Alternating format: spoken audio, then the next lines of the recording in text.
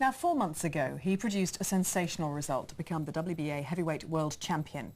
Now, Bermondsey boxer David Haye is preparing to step back into the ring to defend his title. That'll be in April against the American fighter John "the Quiet Man" Ruiz. Well, back in November, David broke his hand battering the giant Russian Nikolai Valuev. And when we say giant, oh, we do mean giant. When he came into the studio for a chat just before that fight, we stood beside a life-size poster of Valuev. David was 11 inches shorter and 9 stones lighter, but still ground out a win on points after 12 rounds. So how does he follow that? Well, I found out this afternoon.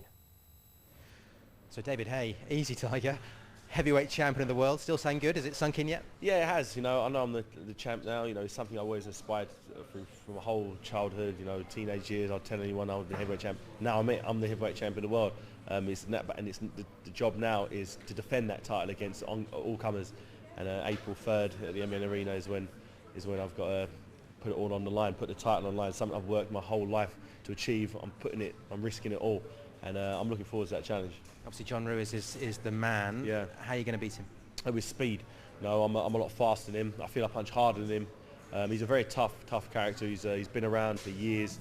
You mentioned the speed there, of course. I read in the papers that you've been training with Usain Bolt. Is that right, or is that blown out of proportion? No, I've been training with Linford Christie, doing some stuff with Linford Christie. My strength and conditioning coach, Ruben Tabarez, is trained by Linford. So I go down to the track and he times me and whatnot. So if there's anyone to teach me speed, it's Linford Christie. And the Usain Bolt was probably more nightclub training. Yeah, he's my player. He actually trains at the same track. He'll be down there in a few months when he starts his training back up, and so I'll be probably doing some sprint training with him as well.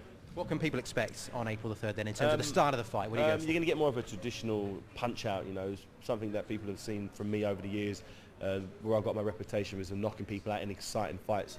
You know, I'm a sort of a gunslinger. I come out there and just let my hands go. I'll get hit with some shots, but I'm always throwing power punches, and that's what you're going to see in this fight. You know, the last fight was more of a boxing exhibition. I couldn't get in there and have a real tear up with the guy because he was so big and heavy. I had to stay away from him and sort of come in with raiding tactics, shooting in, landing punches and shooting out. This guy is the same size as me, so we can sort of clash in the centre of the ring, and you're going to get a true tear up.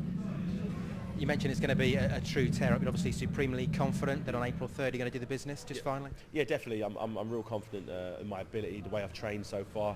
And I think, you know, it's 20,000 people going to be packed out in the MEN Arena in Manchester. And I can't allow myself to find a way to lose. I have to win. I have to break him down and take him out in good style.